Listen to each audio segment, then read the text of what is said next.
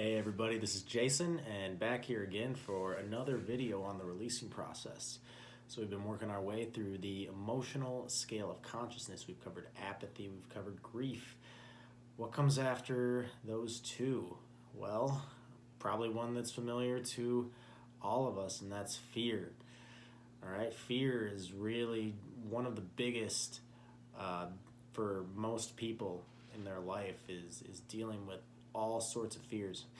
Now, I don't want to make it seem like fear is all a bad thing. Uh, Fear is there for a reason, like any other of these emotions.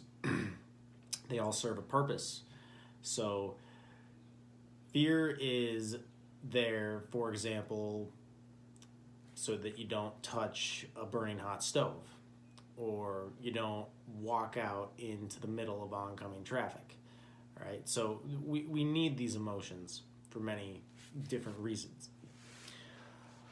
But it's when we allow certain emotions, such as fear, to run our life, affect our decision making when it comes to things that we want to do in our life, that then it starts to become a little bit more problematic.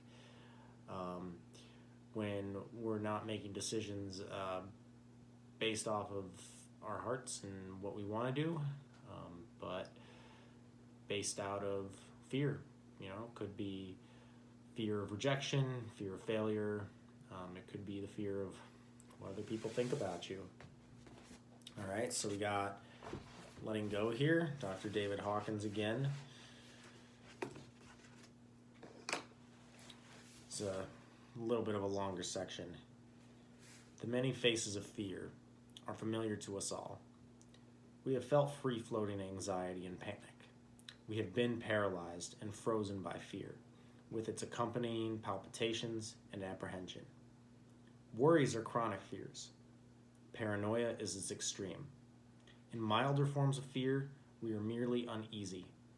When it is more severe, we become scared, cautious, blocked, tense, shy, speechless, superstitious, defensive, distrustful, threatened, insecure, dreading, suspicious, timid, trapped, guilty, and full of stage fright. And then it goes into all the different fears here. There is fear of pain and suffering, fear of living, fear of loving, fear of closeness, fear of rejection, fear of failure, fear of God, fear of hell, fear of damnation, fear of poverty, fear of ridicule and criticism, fear of being trapped, fear of inadequacy, fear of danger, fear of disapproval, fear of boredom, fear of responsibility, fear of making a decision, fear of authority, fear of punishment, fear of change, fear of loss of security, fear of violence, fear of losing control, fear of feelings themselves, fear of manipulation, fear of being found out, fear of heights, fear of sex, fear of being on our own and being responsible, and fear of fear itself. All right, so that's a famous one. Famous quote by, I can't remember the president right now, FDR, famous speech. The only thing we must fear is fear itself. All right, so I really popped out the fear of being found out. That's one thing that I've been afraid of in my life too. And starting to do these videos is a way of, I don't know if it's being found out or being seen. Maybe those two things can be interchangeable, but yeah, that one really stuck and kind of resonated with me when I read that one. We go to another section here, and this really popped out to me earlier. To understand how fear is self-reinforcing, we have to stop and look at another one of the laws of consciousness. What one holds in mind tends to manifest. What this means is that any thought which we consistently hold in mind and consistently give energy to will tend to come into our life according to the very form in which our mind has held it. Thus, fear engenders fearful thoughts.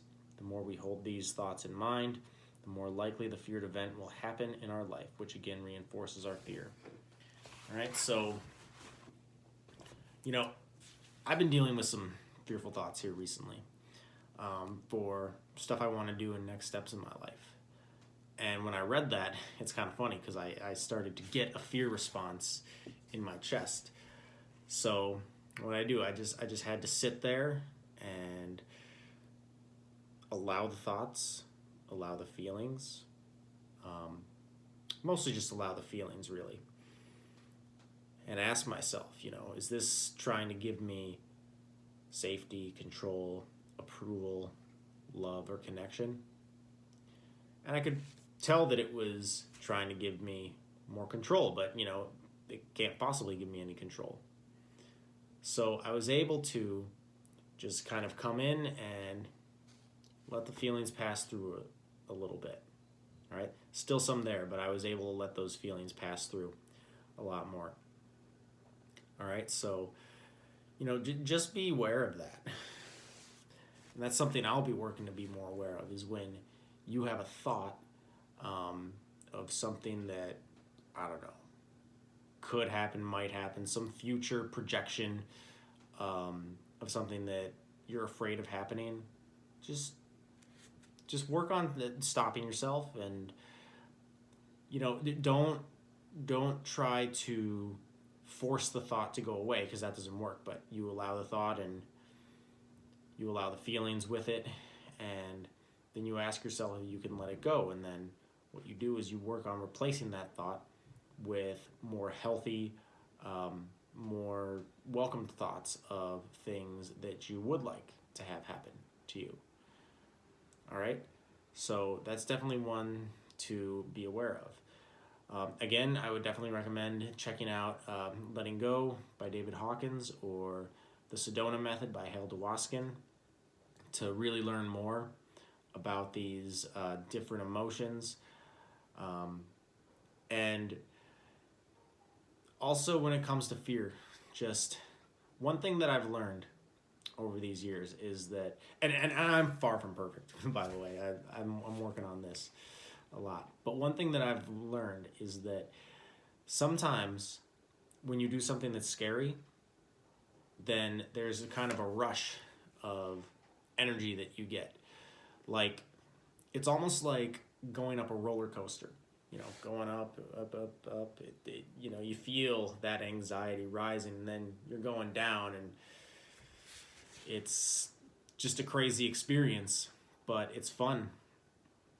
All right, so one thing I've learned is fear can be fun, or you can use it as fun, as long as it's not kind of too high on the tension scale for you. All right, so start low. Start with little things, like talking to a stranger, talking to somebody that you like. That's been a big one for me. Is when I see a woman I'm attracted to, go talk to her, and that's something I know that I can do now, and that helps a lot, because it puts you right up against rejection, judgment, all sorts of things. So just find those little ways in which you can start to stare fear in the face. All right, and come up close and personal and confront it. Having difficult conversations is another one. Really just being vulnerable. Learning to be vulnerable with other people. I had a conversation with my dad recently where I told him some things that, we're all positive. Well, I've had a couple conversations with my dad where I told him some more things about myself. Some things were really positive about him and our relation. Some things weren't.